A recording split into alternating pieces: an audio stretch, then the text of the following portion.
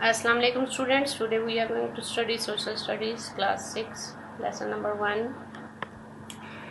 It is page number 3. Let's start. As you can see above, this is the relief map of the subcontinent.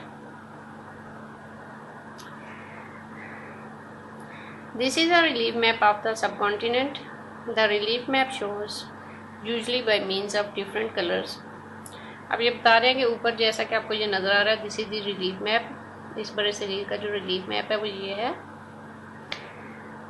The relief map shows usually bye means of different colours. अब इनको मुख्तलिफ colours में इन्होंने दिखाया गया है, जैसा ये डार्क ब्राउन है, ये yellow, green, purple. The height of the land above the sea level. अब वो कह रहे हैं कि जो ज़मीन से ऊंचाई पे जो इलाके हैं उनको मुख्तलिफ कलर्स से दिखा के उसको बताया गया है। It also shows rivers and lakes and other geographical features. इसके अलावा ये दरियाओं के बारे में बताता है, झीलों के बारे में भी बताता है, और ज़मीन की जो मुख्तलिफ फीचर्स हैं उसके बारे में भी ये बता रहा है। ये जिस तरह आपको रिलीफ मैप में नजर आ रहा है। You can see that the northern part of the subcontinent are very high. जैसा कि आप देख सकते हैं कि जो नॉर्दर्न पार्ट है, शुमाली इलाके हैं इस मैप में, या इस जो बड़े सगीर है इसके जो नॉर्दर्न एरियाज़ हैं वो बहुत ज़्यादा हाइट पे हैं, ऊंचे हैं, अप टू ऑलमोस्ट 9000 मीटर, जो तकरीबन 9000 मीटर तक ऊंचाई पर जाते हैं। Land below 300 metres is coloured green, और वो ज़मीन जो 300 मीटर नीचे है वो उसको ग्रीन कलर में दिखाया गया है, सब्ज रंग में। And this is usually the most fertile areas because there is plenty of water for crops. अब ये जो ग्रीन एरिया आपको नज़र आ रहा है, ये वो सारा एरिया है जो 300 मीटर से नीचे की सतह पर पाया जाता है, और यही वो सबसे ज़्यादा फर्टाइल मतलब जरखेज़ इलाका है जहाँ पे फसलें उगाई जाती हैं। Deserts are also coloured green. जो रेगिस्तान है उनको भी सब्ज रंग में दिखाया गया है, because they are usually below 300 metres in height, क्योंकि उनकी भी जो हाइट है वो 300 से कम होती है। But they have brown darts to show that they are of no use for farming. लेकिन उनके ऊपर ब्राउन कलर के डार्ट दिखाए गए हैं ताकि ये पता चल जाए कि वहाँ पे फसलें नहीं उगाई जा सकती। जैसे कि आप ये देख रहे हैं, ये ग्रीन एरिया, इसके ऊपर वो डार्ट्स भी उन्होंने शो किया हुआ है, मतलब कि ये रेगिस्तानी इलाका है। ठीक है, जो रेगिस्तानी इलाका है वहाँ पे फसलें नहीं उगाई जा सकती।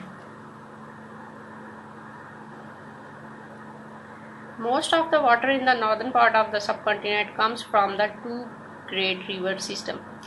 अब वो ये बता रहे हैं कि जो पानी है इस पूरे बरसीर का वो नॉर्दर्न पार्ट से आता है, शुमाली इलाकों से आता है, जिसमें दो अजीम बड़े बड़े दरिया हैं जहाँ से ये पानी सारा आता है। वो कौन कौन से हैं? The Indus and the Ganges. मतलब इंडस का दरिया सिंध और दरिया गंगा। गंगा इंडिया में पाया जाता है और दरिया सिंध पाकिस्तान में से गुजर के जाता है। ठीक है। The valley of the river Ganges is the most fertile part of the India. अब वो ये कह रहे हैं जो दरिया गंगा का इलाका है वो इंडिया का सबसे ज़्यादा जरखेज़ इलाका है। The land is low lying and there is plenty of water for irrigation. जो ज़मीन की सतह वो नीची है और वहाँ पे आबादी के लिए बहुत ज़्यादा पानी पाया जाता है। This is where most of India's agriculture take place, और यही वो जगह है जहाँ पे इंडिया की ज़्यादातर काश्तकारी की जाती है। The river Ganges enters the bay of Bengal through a huge delta in which the rivers are changing their course all the time. अब ये कह रहे हैं कि जो दरिया गंगा है वो बे ऑफ बंगाल में दाखिल होता है एक बड़े डेल्टे के जरिए, जहाँ पे दरियाओं का रुख हर वक्त तब्दील होता रहता है। Much of this delta is in Bangladesh, और ये जो डेल्टा ज़्यादातर बांग्लादेश में पाया जाता है। The low line countryside floods almost every year when storms hit the coast in late summer. अब ये कह रहे हैं कि जो ये इलाके हैं उनमें ज़्यादातर सैलाब आता रहता है जब भी हर साल तूफ़ान आते हैं, और गर्मियों के महीनों में, गर्मियों में जब भी हर साल तूफ़ान आते हैं और सतह के साथ टकराते हैं वो तूफ़ान, तो इन इलाकों में बहुत ज़्यादा सैलाब आ जाता है। Destroying crops and killing people and animals, जिससे वो फसलों को तबाह कर देते हैं, लोग मर जाते हैं और जानवर भी मरते हैं इनसे। ठीक है, इस सैलाब से। The Deccan is a plateau. Deccan एक प्लेट्यू है, सतह मुर्तफा है। High land above sea level, जो कि दरिया समुद्र की सतह से ऊंचा है। This is fairly dry part of the सब continent with about 1500 millimetre of rain a year. और ये इस इलाके का सबसे खुश्क इलाका है, खुश्क हिस्सा है, जहाँ पे 1500 मिलीमीटर की बारिश होती है एक साल में।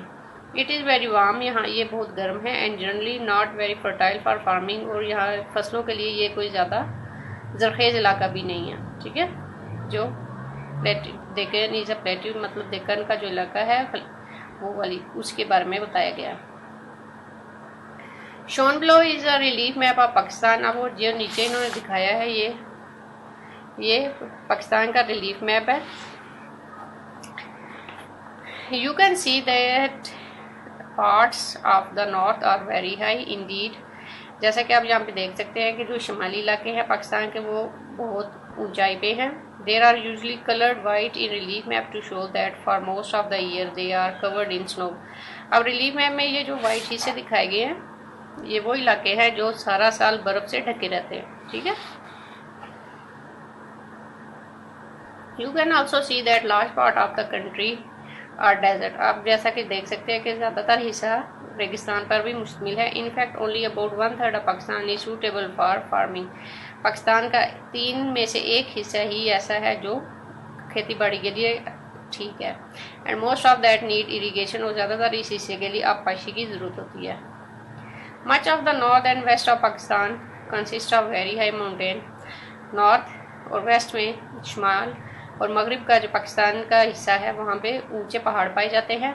देर are lower but very dry mountain ranges in the west and south west in Balochistan.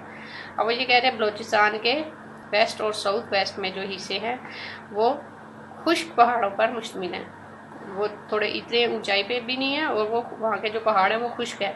In the more sheltered valleys of the region of this region fruits such as apple, grapes, oranges and apricot और grow. अब ये कह रहे हैं इन हिस्सों में जैसा ये फ्रूट सारे पाए जाते हैं, जैसा कि सेब, अंगूर, माल्डे और अखरोट वगैरह। ठीक है, the western area of Pakistan is fairly high land which gets very little rainfall. अब वेस्टर्न एरिया के बारे में बता रहे हैं।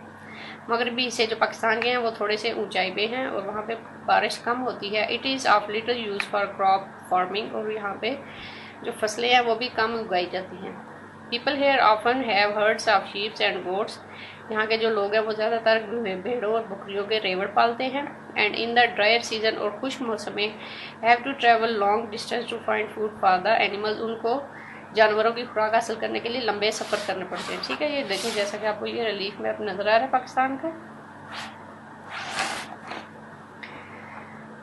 If we took a cross section of Pakistan along line A, B and C, D, it would look like these drawing below। अब वो जो नीचे ड्राइंग बनाई गई है वो देखें, ए को बी से इधर से ऐसे कट किया गया है और इधर से ऐसे कट किया गया है, और उसकी जो ड्राइंग है वो इस तरह की शेप नज़र आ रही है।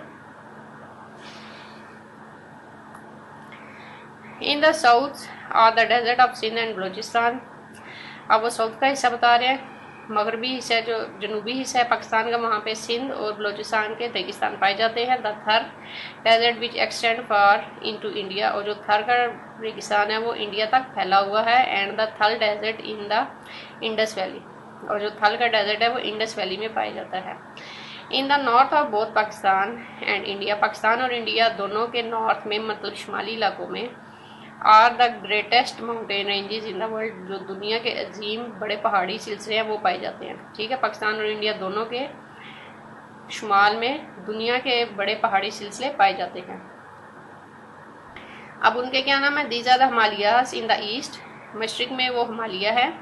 Which merge into the Karakoram and Hindu Kush ranges in the west, जो मगरिब में जाके क्राक्रम और हिंदूकश के पहाड़ी सिलसिलों के साथ मिल जाते हैं। The highest point is Mount Everest in Nepal, जो सबसे ऊंचा पहाड़ी सिलसिला है वो नेपाल में माउंट एवरेस्ट का है। It is 8,848 metres in high, ये इसकी जो हाइट है वो 8,848 है। And is usually growing several centimetres a year, और हर साल कई सेंटीमीटर इसकी लंबाई बढ़ती जा रही है। Because earth crust is still moving, क्योंकि जो अर्थ की क्रस्ट है वो मूव मेक कर रही है, जिसकी वजह से उसकी हाइट बढ़ती जा रही है। The most important agriculture area of Pakistan are in the Indus valley. जो पाकिस्तान के ज़्यादातर एग्रीकल्चर एरिया है, मतलब जहाँ पे फसलें उगाई जाती हैं, वो कौन से हैं? इंडस वैली में पाए जाते हैं। More than 3/4 of the population of the country lives in the province of Punjab. Pakistan की तकरीबन 30% जो आबादी है, तीसरा हिस्सा जो है, 3 हिस्से जो है आबादी के वो पंजाब में रहते हैं, 55%, एंड सिंध 30%। 55% पंजाब में और 30% सिंध में पाए जाते हैं। Almost 80% of this region is irrigated by a well developed canal system. अब ये जो नहरी सिस्टम है, नहरी निज़ाम है पाकिस्तान का, उसकी वजह से यहाँ की जो ज़मीन है उसको आपाशी के लिए मौजू बनाया गया है। That usage water from the river Indus and it's tributaries. और ये पानी कहाँ से इस्तेमाल करते हैं? दरिया सिंध से और उसके मावन दरियाओं से। This area has always been very fertile, producing the bulk of agriculture produce in Pakistan. और ये हिस्सा हमेशा से ही बहुत ज़्यादा जरखेज़ रहा है, और पाकिस्तान में एग्रीकल्चर मतलब फसलें उगाने के लिए हमेशा बहुत ज़्यादा तादाद में यहाँ पे फसलें उगाई जाती हैं। ठीक है, यही वो एरिया है जो ज़्यादा फर्टाइल है, जरखेज़ है, और यहाँ पे सबसे ज़्यादा पाकिस्तान में फसलें उगाई जाती हैं। आज हमारा ये टॉपिक यहाँ पे ख़त्म हो जाता है। हम नेक्स्ट अगली वीडियो में इसको डिस्कस करेंगे। आज के लिए इतना ही काम होगा। अल्लाह हाफिज़।